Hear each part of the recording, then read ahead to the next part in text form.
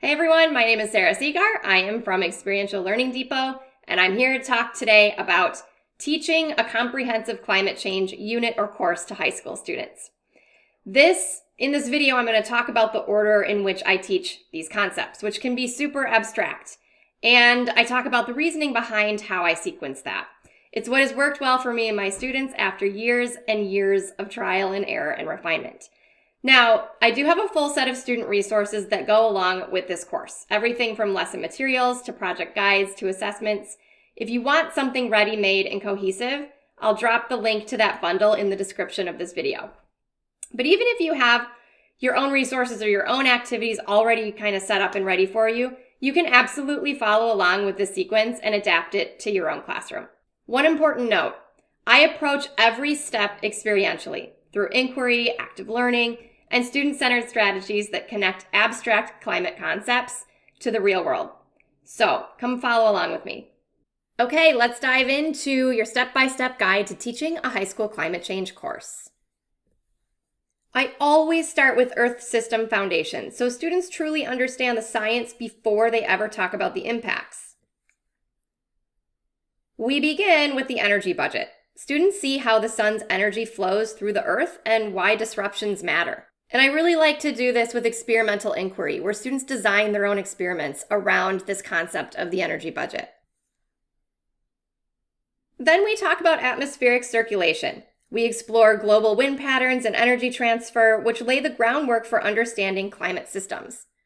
And I like my students to kind of create these models to simulate how this works. Next, we dive into the ocean's role in the global climate. Oceans store and move heat, regulating temperature worldwide. This is key to understanding events like rising sea temperatures. I like to show my students a demonstration of thermohaline circulation, and then they do an inquiry mapping activity. This stage is all about inquiry and hands-on learning. Students model, map, and test these processes so abstract concepts become more real. Next, we move into what drives climate change. First, we get into climate drivers. Students examine time spans and radiative forcings of natural versus human climate drivers, like volcanic eruptions and greenhouse gases. My students explore this concept of climate drivers with an inquiry activity where they make predictions and chart predictions about certain climate drivers. Then we get into feedback loops. They dig into how processes like melting ice amplify warming. And again, I like to have my students design and execute their own experiments regarding this concept. And next, students explore the carbon cycle and what happens when that cycle is disrupted. And they do this through a problem-based learning challenge where they really look at the problem and dig in and do research and analyze different perspectives of carbon cycle disruptors, and then create a potentially, hypothetical comprehensive plan to solve this problem or to prevent disruptors to the carbon cycle. Next, I like to talk about greenhouse gases. Students connect everything back to the energy budget and see how gases like carbon dioxide and methane trap heat. And they do this through a group project-based learning activity.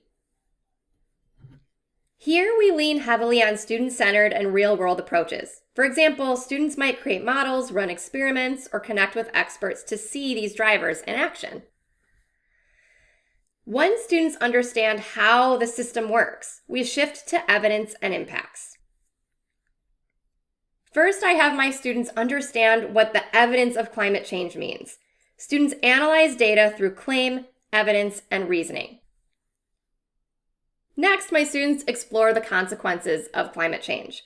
From biodiversity loss to extreme weather, students investigate the real-world effects of climate change on people, on the economy, on ecosystems. And they do this through project-based learning.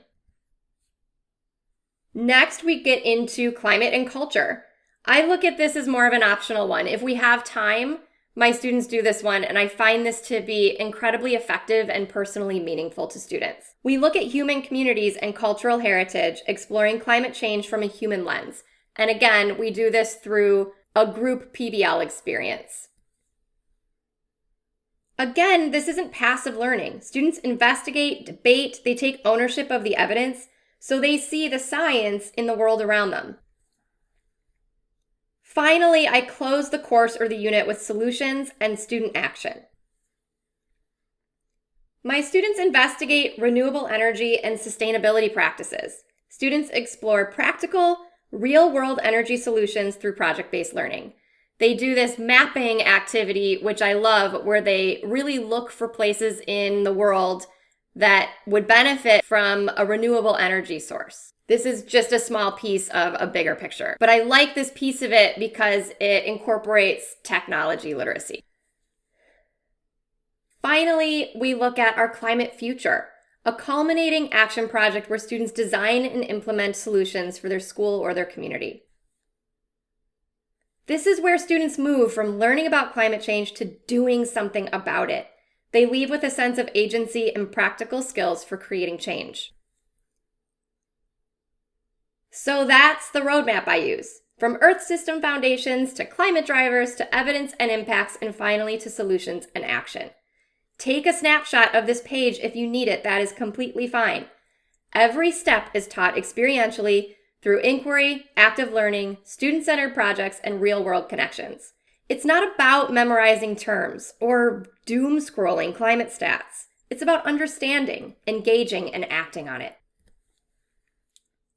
If you'd like the full set of ready-to-use student resources that follow this exact sequence, check out the link in the description for my climate change unit bundle. It has everything, literally everything you need to teach this course without having to start from scratch. And even if you're building your own materials, I still hope this outline gives you a clearer and more manageable way to bring climate science to life for your students.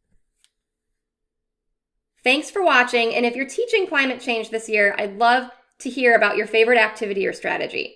Drop it in the comments and let's share ideas. See you next time.